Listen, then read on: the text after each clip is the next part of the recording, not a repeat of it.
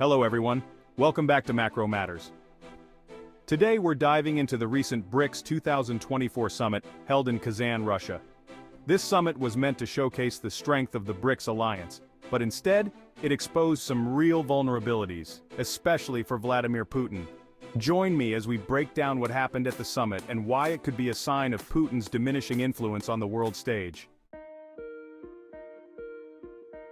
The 2024 BRICS Summit was a major event in Russia, and Kazan was chosen as the host city for a reason.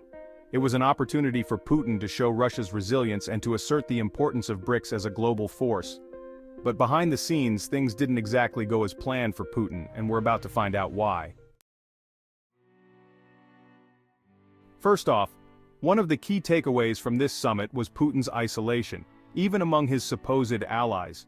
Sure, Putin was physically present, unlike last year when he had to attend virtually due to ICC-related travel risks.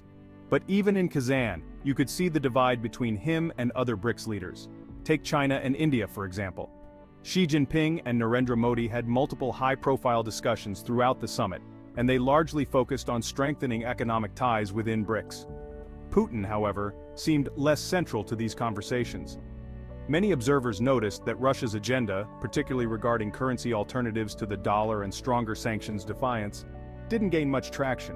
It's as if BRICS members are wary of tying themselves too closely to Russia's agenda right now. Another issue, Putin's economic influence is clearly not what it once was. Russia has long been a significant BRICS member due to its vast energy resources, but with ongoing sanctions and the war's economic drain, Russia is increasingly dependent on China as its primary economic partner. And let's be honest, China is now in a position to call the shots. In Kazan, this dependency was more evident than ever. Russia has been pushing for BRICS countries to adopt a new currency to reduce dependency on the dollar, but China and India were far more cautious, and their priorities dominated much of the economic dialogue. Putin was there, yes, but it's China and India that were leading the charge in these critical discussions. Another big theme from this summit, rising tensions within BRICS itself. Brazil, India, and South Africa are clearly interested in a strong BRICS, but they're also hesitant to fully align with Russia's stance, particularly given the global criticism surrounding Russia's invasion of Ukraine.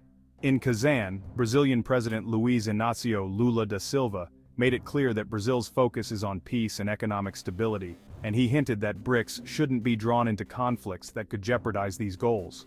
South Africa voiced similar sentiments. Putin's stance on Ukraine just isn't aligning with these countries' priorities, creating a divide. So, what does this mean for BRICS moving forward? In short, Putin may be losing influence within the alliance. Despite hosting the summit, Russia couldn't secure full support for its own geopolitical agenda. It's a sign that BRICS isn't simply falling in line with Russian interests, especially when those interests might put other members at odds with the broader global community. Finally, there's the image issue. Putin has always wanted to project an image of strength and resilience, but in 2024, that image has started to show cracks. Hosting the summit might have been intended to show the world that Russia is still strong, but instead it revealed a more complex reality. Putin's power isn't what it used to be, even among his allies. The world saw a Putin who, while technically in charge of Russia, is increasingly boxed in. He can't travel freely. His economy is heavily dependent on China, and his agenda is struggling to gain traction even in BRICS. In a way, Kazan was more of a display of Russia's constraints than its influence.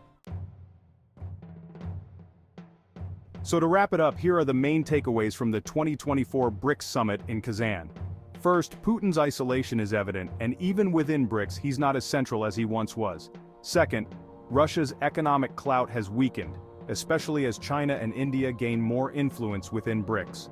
Third, tensions are rising, with members like Brazil and South Africa reluctant to support Russia's more aggressive moves.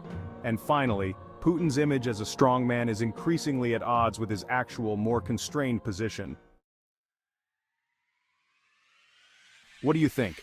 Is Putin's influence within BRICS weakening, or is he just facing a temporary setback? Let us know in the comments below.